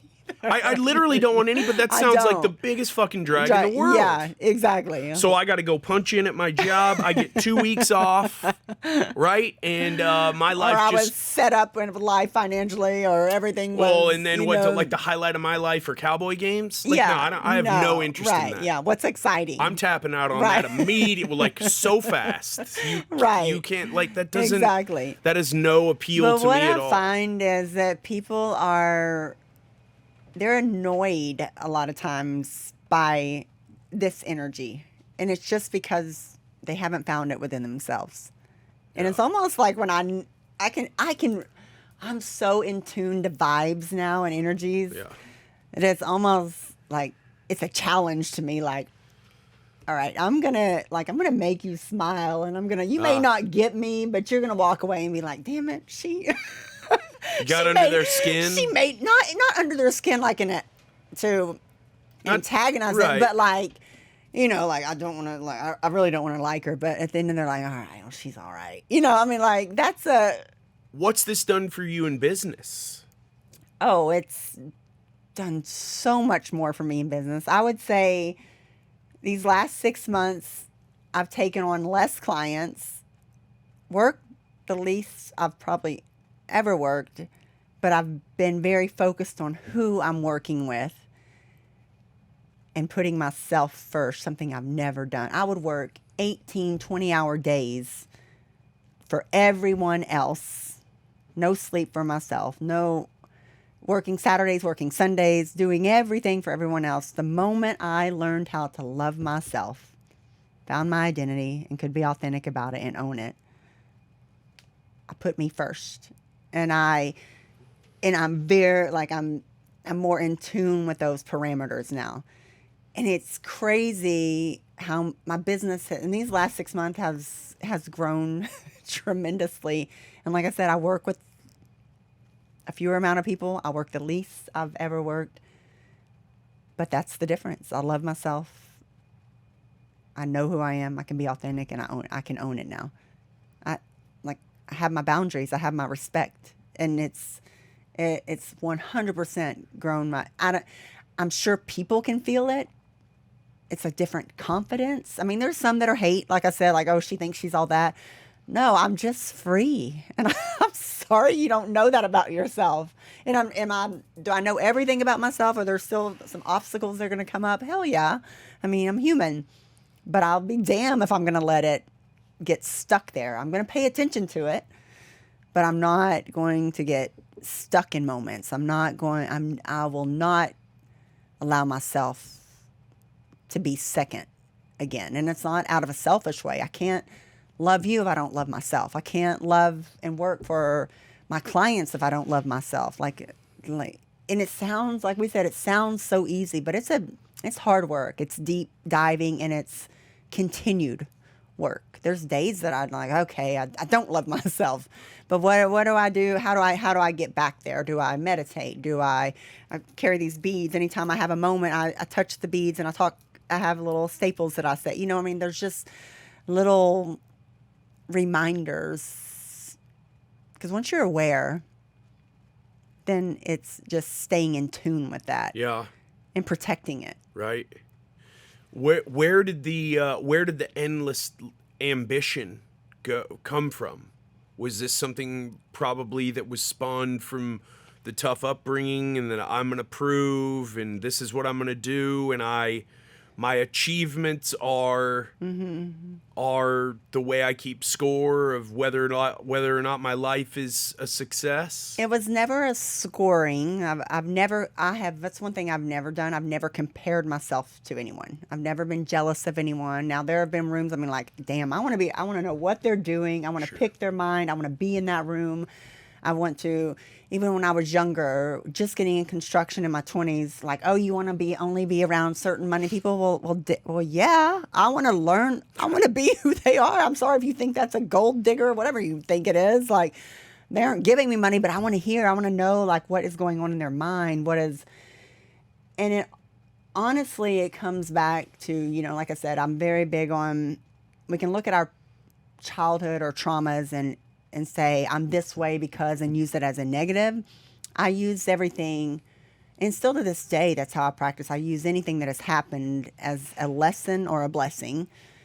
And these lessons they initially started out of survival mode for sure. But it's been more of, I will not be that. I'm capable. I can't really tell you. I mean, it definitely came from that, but it's just been this drive. And then when I had my daughter, that was a whole another drive. Like, she's my biggest inspiration before. And whenever I had her, another part of me hit where it took me backwards, I would say initially, because I'm thinking, how as a parent do you not put your children first. So that kind of messed with me mentally. It really did in the beginning. And that's where that's where the whole capability came into. Okay, they just weren't capable. I have to forgive. They weren't capable of being what I thought what a mother should be or what I thought a father should be. So I had to forgive and learn how to do that. But it made me, when I had my daughter, man, I want to do nothing more than to make her proud. Are you pretty honest with her about 100% honest with the her. challenges you've? Yeah. Yeah. It makes me emotional. She's one thing. We shared a text just 2 days ago. There was 8 years of our life where I was being physically abused. And I beat myself up for so many years because I allowed her to see that and witness it.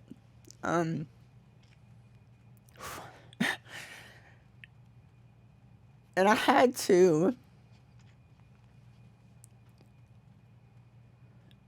2 days ago, I saw a post on TikTok, and there was a little boy, and he said, "What did you find? What was your best part of seeing your mom at her wedding?" His mother had been remarried. He said, "Seeing my mom happy. I'm so proud of her because she was in a place where she was with a man that hurt her all the time."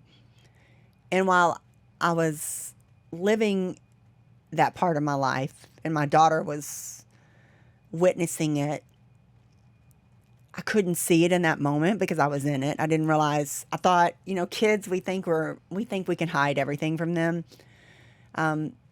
Black eyes, beat chests, back, and I lied all the time to her. There were times where she wouldn't go spend the night with friends or do anything because she knew if she was there, it probably wouldn't be as bad. But just 2 days ago when I saw that video, it triggered because this boy was still young and she's grown now. She's 21. And it triggered like, man, that had to have been, because we talk openly about it. That had to have been like an emotion that she felt. And I sent her the video and I said, again, I want to apologize for what you had to witness and see. I didn't know, I didn't love myself at that time like I do now, but I also want to apologize for having you go through that trauma and see your mother go through that. And for her to be so forgiving, and she's been my biggest supporter. And the best words that I hear from her is, "I'm so proud of you." Because it wasn't until these last 4 years that I did love myself. No matter what I put out there and how I tried to put out there, it wasn't the truth. It wasn't authentic. It was pretending. It was surviving. And now I'm undefeated. You're thriving. And I'm living and I'm thriving. And it's the abuse doesn't bring me tears. It's forgiving myself for putting her through trauma that I never wanted to put her through because of the trauma I went through as a child. I felt like I failed as a parent for a very long time. It's rough. Did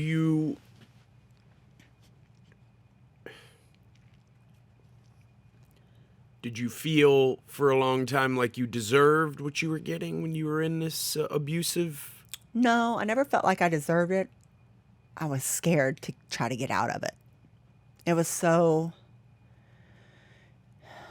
the power and the money. Like you were trapped. I was trapped.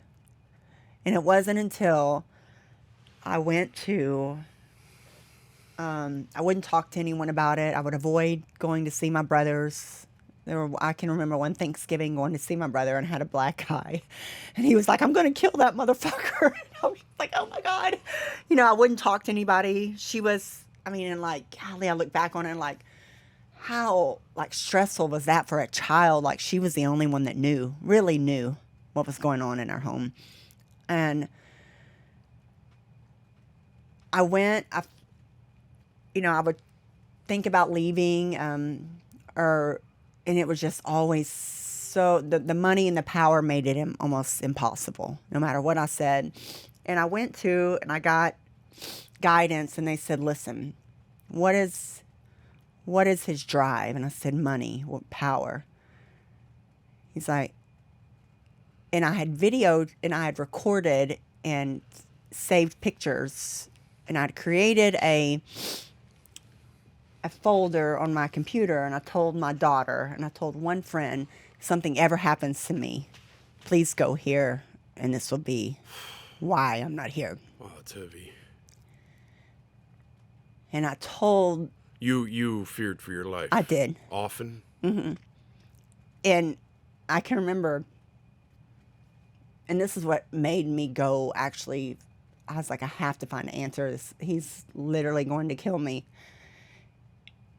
He had pulled a gun and had it up to my head, and I can remember at that moment, all I could say was,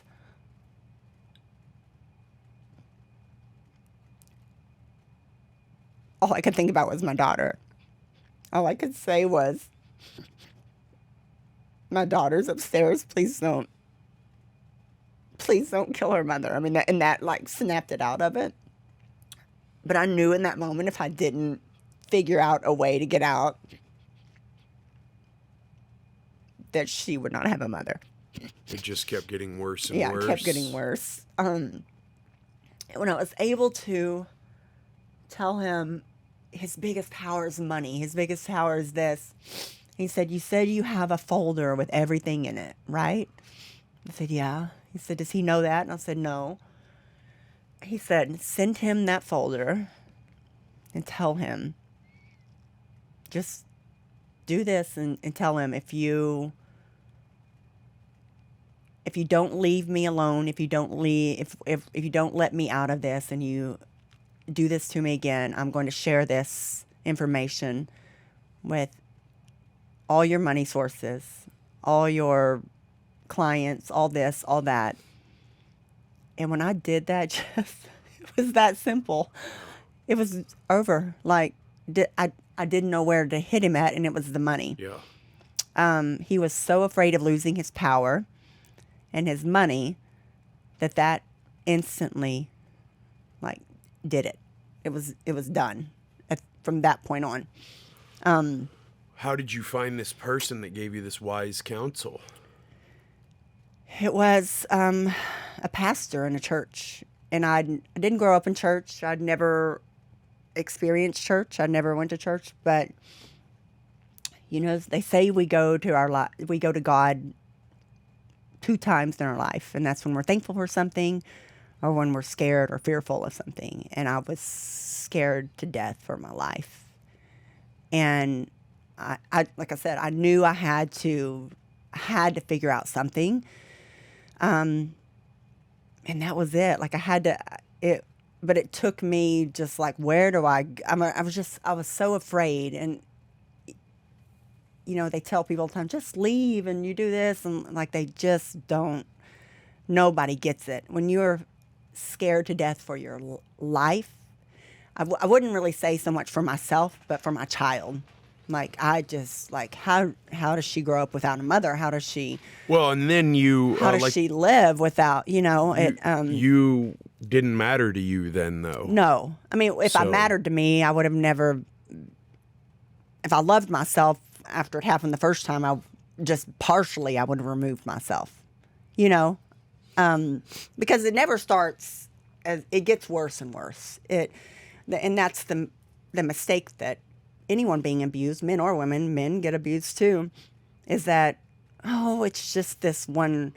No, it always gets worse. Or it's just the whiskey talking. Yeah, or it's just they're stressed about their job. Yeah, no, it gets worse But if we could learn to stand up to ourselves the very first time it happens, but when you don't love yourself, you don't know your worth, there's no way for you to stand up for yourself. Well, There's yeah, no but way. you also, then you didn't know what you didn't know. And Right, exactly. Yeah, you only I knew what you didn't- knew. Right, I didn't. Which 100%. was survival. Right. Which was, I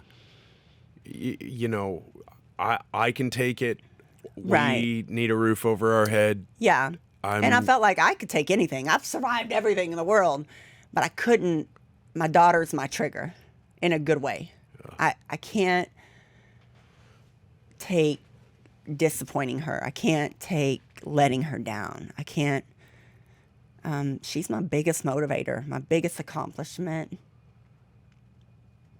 I mean, Yeah. she's my reason why, for Your sure. biggest blessing. For 100%. If it wouldn't have been for her, I don't know that I would have been able to been alive to remove myself from that situation, honestly. Have you been able to use that experience to help other women who've been in similar situations? I've spoken to a few women about that situation, but not like on a level where it can touch several women. I do feel like that's a need in a lot of areas, but honestly, there aren't a lot of people that know that part of my life. Thank you for sharing it with us. There really aren't, and it just came up, like I said, from my daughter. There's not a lot of people that know that depth. They see the outside, they see the joy, they see where I'm able to be now, and they don't know that part. A lot don't. Very few. Your experiences, at least a few times, with men have not been super positive No. in your life. Not at all. The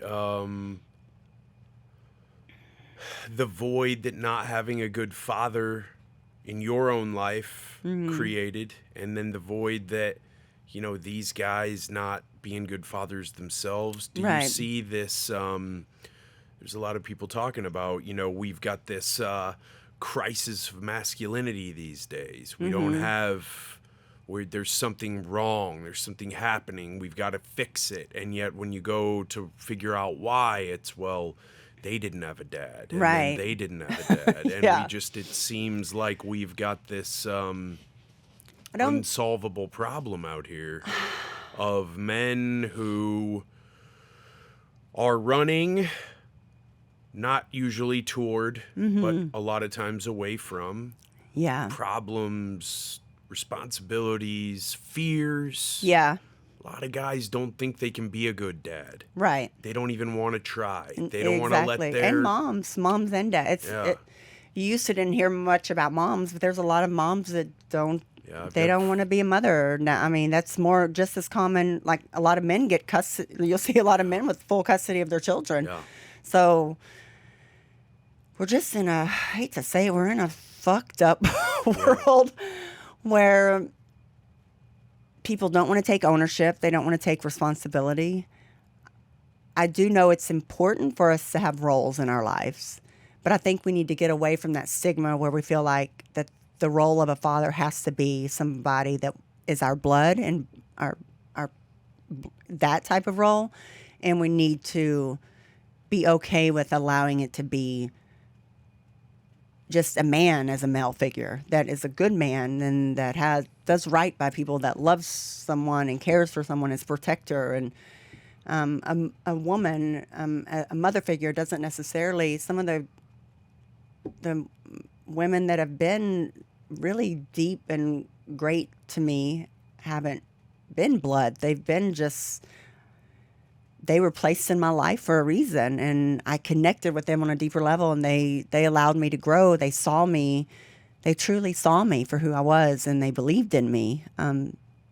So I think that if we get past these, that we think that a male figure has to be our dad, it doesn't necessarily have to be that. I know men now that they're grown in their 50s, and they look up to other men because they didn't have a father figure, and and they get that value out of this other man, just being another man that they could look up to, doing the right thing, doing a man or a woman. So I think that it's important that we tell people, just because you didn't have a father in your home, there's still men out there that are good men that can be a great role model for you. Just because you didn't have a mother that looked like this in your home, there's still women out there, and it's okay to reach out. It's okay to ask for their guidance, to ask for their help. But I've done it. I did it for many years. You're ashamed of it. You're ashamed to say you don't know. You're ashamed to say, I need help. That society has created that we have this shame in our past, or our shame. I mean, nobody wants to walk around and cry all the time and be a damn Debbie Downer. But what's wrong with saying, I'm a 50-year-old man and I've never had a dad or a positive male figure, but I realize now that I need a man to look up to. I need guidance to be a good husband right now. Why is that wrong to want to be our best and get that guidance? Yeah, I don't think it is wrong, but I do think that it takes really tough times for some people to come to those realizations. It does. You know, if you're just on a winning streak all the time, if none of these bad things. But are you on a winning streak all the time, or see, that's what you and I know now. Yeah. You and I know that a winning streak, a winning streak is not what people think it is. Right. To me, a winning streak is. It doesn't matter what's going on around me.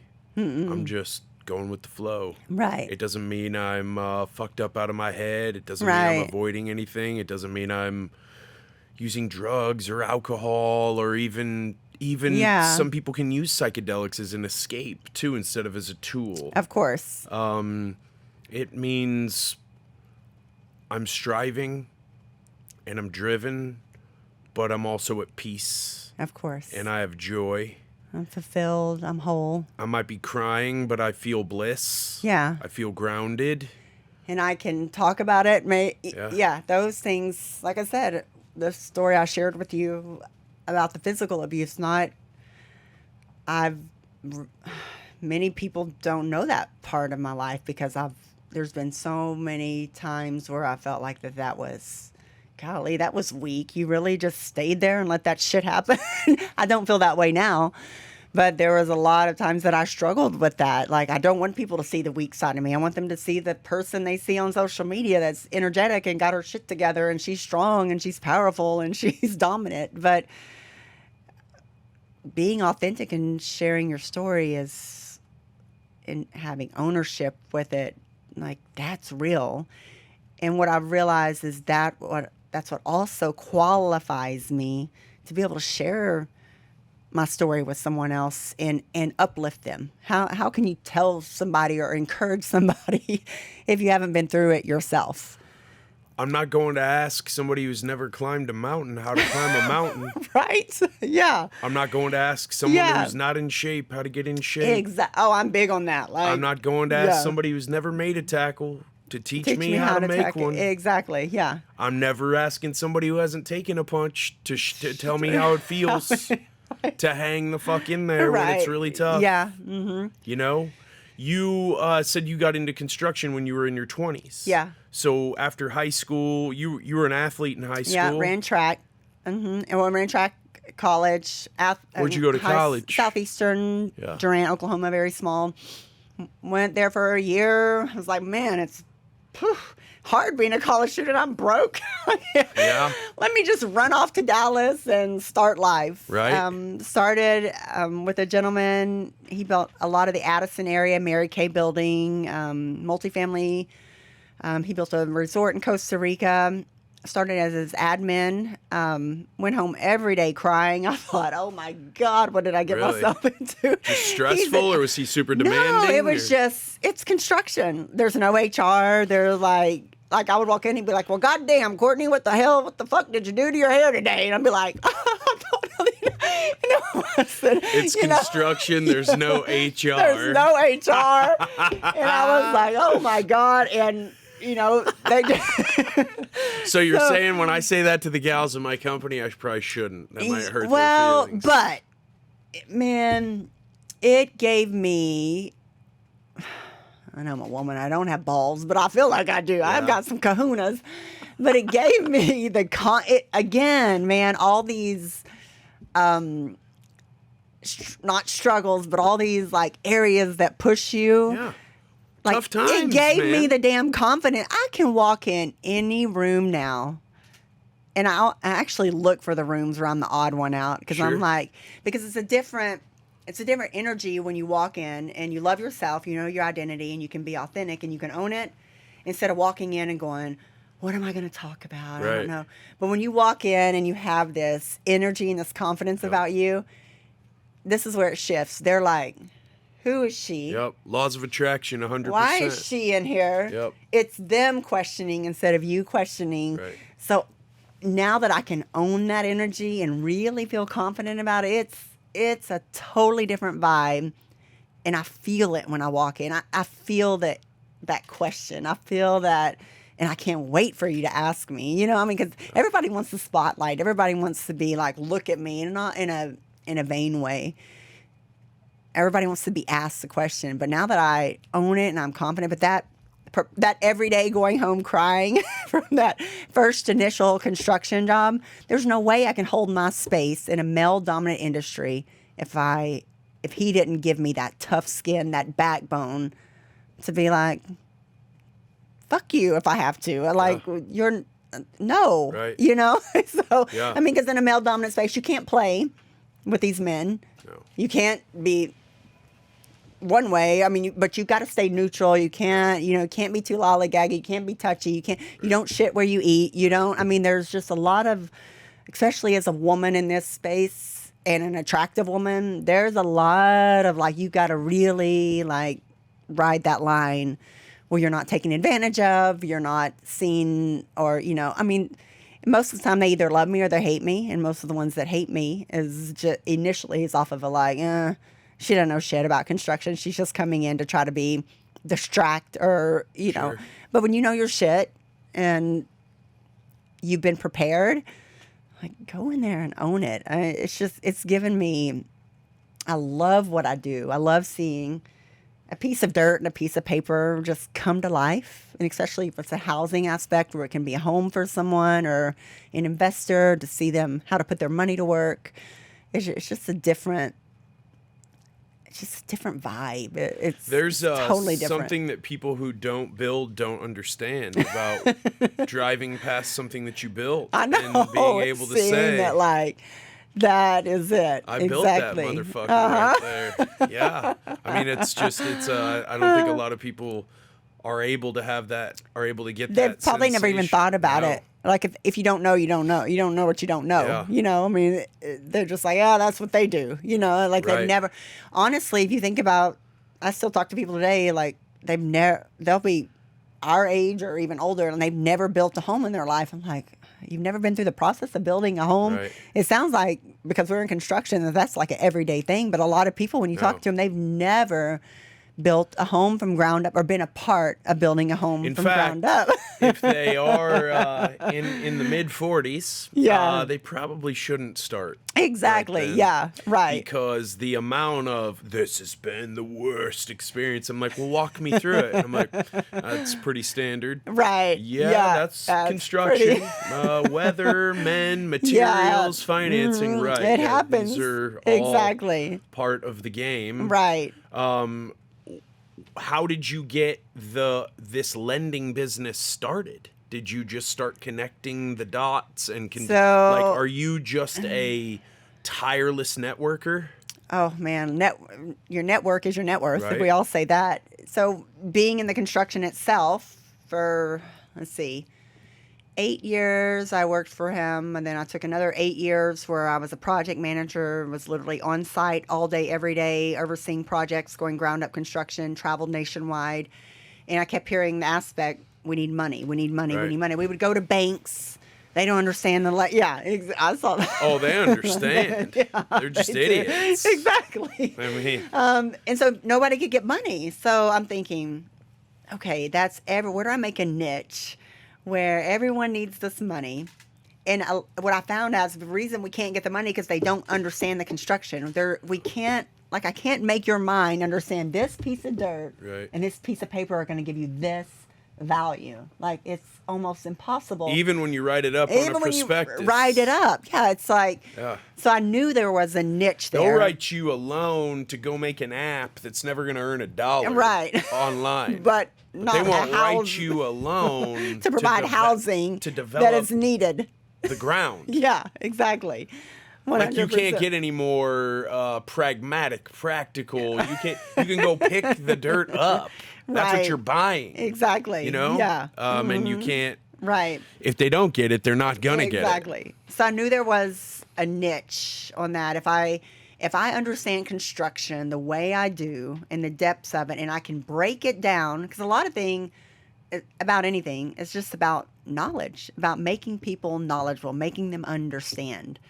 And that's why I get excited about people wanting to get in construction development. I'm like, listen, if you want to invest in real estate or development, maybe you've never swung a hammer in your damn life. You don't even know what to do. But if you're around the right people, you have the right part. Not every builder's an asshole and going to run off with your money. Yeah, that's what they say, but not all. But if you have the right alignments, the right people in place, this can be a beautiful thing. And it can, like, you can learn some things about construction, you know? So it just, I knew that niche was there. I knew that I could, I mean, who else can paint a better picture than somebody that's, like we said, been there and done it? And so I just went after that market of providing that capital and that money. At the same time, still doing I still do infrastructure and development. Right now, I'm working with several hedge funds where I go find them off-market land opportunities, help with the entitlements of it. My company does the infrastructure and development, all your streets, curbs, gutters, and roads, gets it ready for them to come in and go vertical. You know, it's about, we all want to sit back and wait on things. So how do you create the opportunity? It all starts with the land, with the dirt. So if I can go and create an opportunity in a market for you, here's a piece of land, I can get it entitled for this. I've already talked to planning and zoning. You go to them and ask them, what do you want here? What do you need? That's what starts the whole, okay, now, then you present it there. Then you get a concept idea of what it could be, and you show that picture.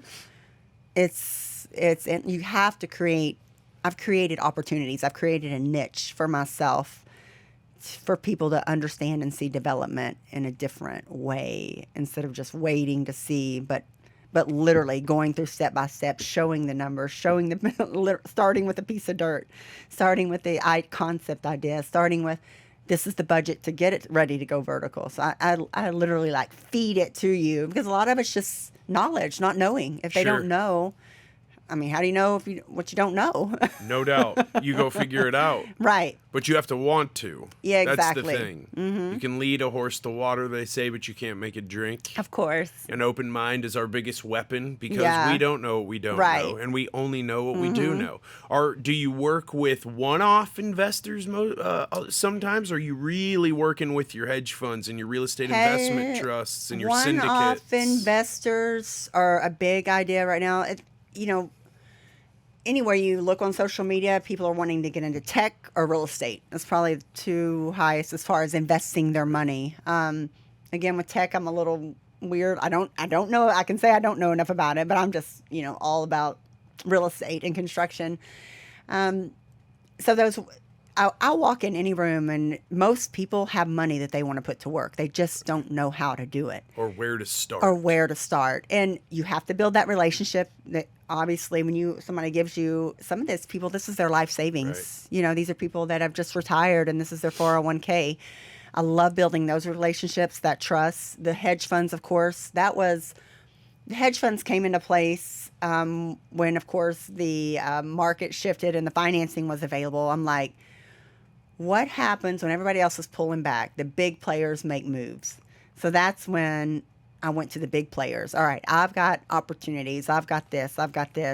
You guys want to make? I knew they were making moves. Everybody knows that. The big players make moves when everybody else is pulling back. That's how they capitalize on it later on. So that's where I was able to really get in with the hedge funds, is show these guys opportunities. Any good deal will find money. Oh, yeah. So if I could bring them deals that made sense, then they would buy it up all day long. So those two I work with a lot. Getting into the affordable housing space has been a big key component right now as well. Those are often backed by bonds, and the way those are enticing to investors is their gains from the profits from these investments are tax exempt. I mean, you can go, invest your money on whatever and you make money on it, but then you got to pay taxes on all this money. Well, so really, what was your return? But these, you put your money in, you pay zero on your gains. That's your true return of what so it's a different, so that's another aspect that there's a group that I'm getting in with on that. They do that heavily with the affordable housing. So I'm super excited about that. So there's just a lot of, it's being creative and trying and finding the opportunities. I do not believe in sitting back and waiting. I believe in creating a niche, creating a need to help others. Right. People with money want to place their money. They don't want to pay taxes, I'm not going to say they don't want to. They pay taxes, but they want to limit. When they're due. Right, when they're due. They want to limit the taxes that they're paying. Right. So, you got to know people's areas of wants and needs, and that's where there's a reason why the tax code incentivizes real estate investing. Yes, exactly. It's for a reason. Right. It's not a bad thing. It's because that's one of the smartest ways to invest and grow your money. Exactly.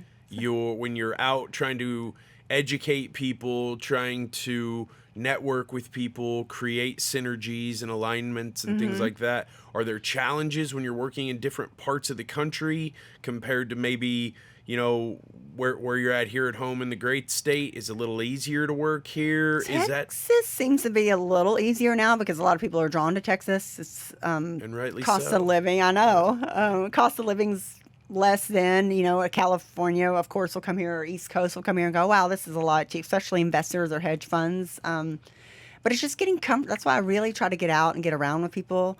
People want to work with a certain type of person. Can they trust you? Do you do what you say you're going to do? Do you know your shit?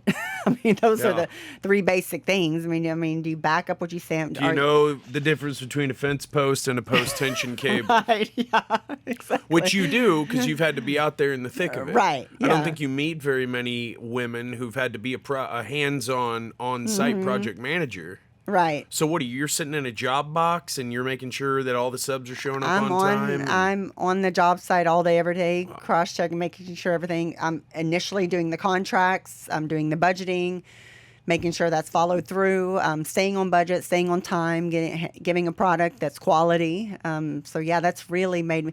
I can tell when someone calls me if they're really a builder or not. I had a phone call yesterday, and he'll go, we're building this community, and we just finished that lane coming up to it. I'm like, the approach lane?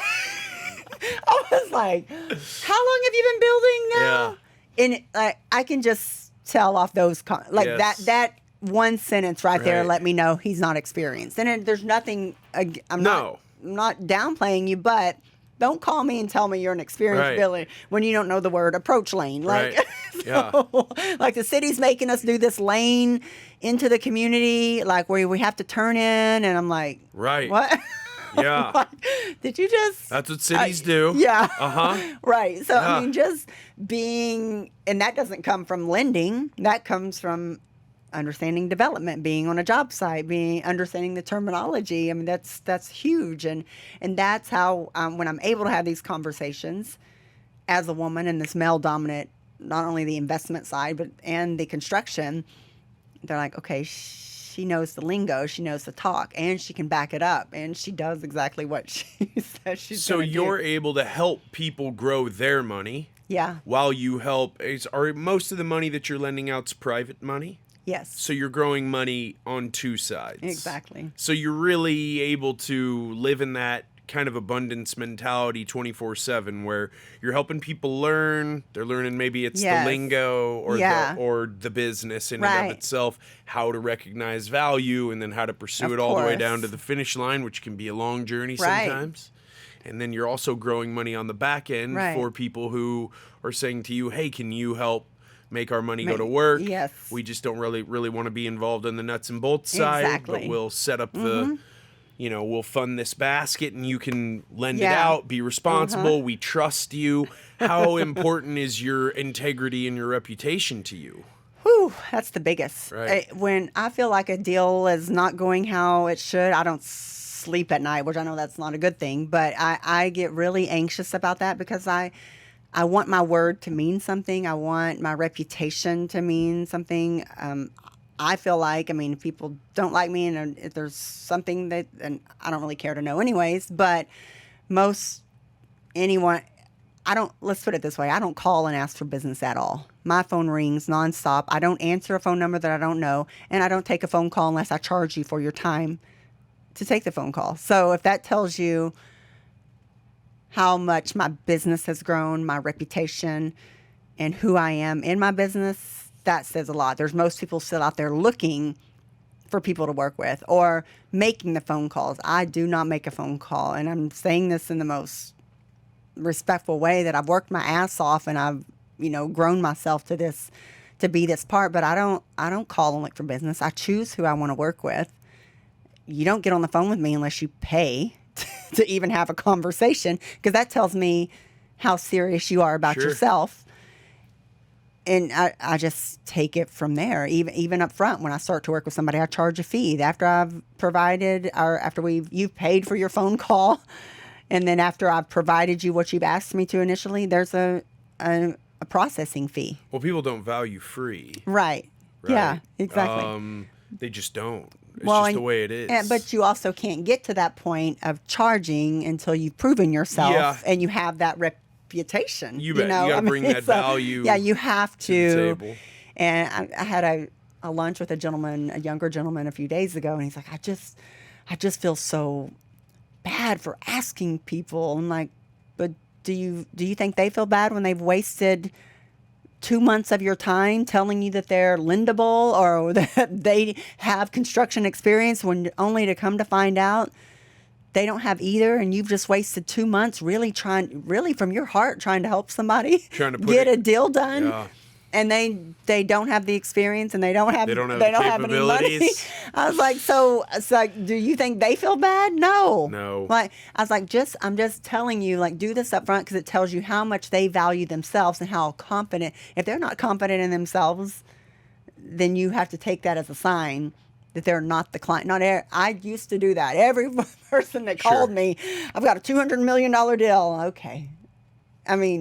Do you have a personal financial statement? Well, no, I don't want to share that. That should have been my first. That's a red flag. Red flag. Yeah, but when you're young, you hustle. But you're just trying to hustle and you're still trying to figure out the game. Yep. But now, like, I'm not going to say I know. I definitely don't know it all. There's always room to learn. But I can almost all the time call out the bullshitters and avoid it. Wisdom is a very nice benefit of experience. For sure. And you don't get experience without getting your teeth knocked in a few times. And, there's just no way around that. If you want to get there, you're going to have to go through some wars. Of course. If you have the perseverance to fight through those, things will get better. For sure. And then and learn through them. But then also shoring up the back end, you have an assistant now. Yes. You're probably refining your systems and processes. Of course. You're qualifying people more aggressively and assertively up front so that your time isn't wasted, because now you see the value of taking time for yourself. Of course. And what it's done for you as a person and your energy level, but then also these upshots that it has: more time with your daughter, more success in business, more maybe time to get on a stage here and there and talk to some women who are going through some of the things you've had to go through, things like that. If people who have watched the podcast, who are listening to it, want to reach out to you, what's the best way for them to connect with you? Social media, I'm on Instagram, Courtney A. Hemsley. I'm on LinkedIn, Courtney Hemsley. I do a lot on TikTok. I know that's not professional in our industry to be TikToking it out, but hey, TikTok. If you watch it, then I got your attention. I did what I was supposed to do. So TikTok, Courtney Hemsley. But initially, like I said, if I don't have your number in my phone and we haven't, your first initial contact, my email address is everywhere. Shoot me an email and let me know highlights of what you're looking for, and then I'll send you that link Get that call scheduled. to get that call scheduled, and then we'll go from there. Thank you. So yeah, Appreciate thank your you. time. I appreciate Absolutely. you. Thank you for having me. Awesome podcast. That was awesome. I hope you enjoyed that as much as I did. I had no idea that the first hour of the podcast was going to go the way it did, and it was unbelievable, raw, honest, and just beautiful. What an awesome conversation. That's what this podcast is supposed to be about. It's what it's been about. It's about living that passionate DIY life. It's about chasing down a better life for yourself. And if that means going deep to figure things out so that you can live a happier, more fulfilled life with a sense of very keen direction, then let's fucking do that, man. That was awesome. Courtney, thank you so much for your time. I hope you enjoy these podcasts. I love doing them. I've been doing them since COVID started. Get with people, talk to them, see what makes them tick. If you know somebody who I should sit down with who's living a passionate DIY life, hit me up on Instagram anytime. DM me at Jess from the Northwest, and we'll see you all next time. Hey, what's up? Thanks for checking out my videos here on the Jess Marshall YouTube channel. Be sure to subscribe for sure. Hit that bell. Press that button to watch the next video. If you got a question you have about any of the topics I bring up in the videos, drop a question below, and we'll be sure to get an answer back to you ASAP. See you on the next one.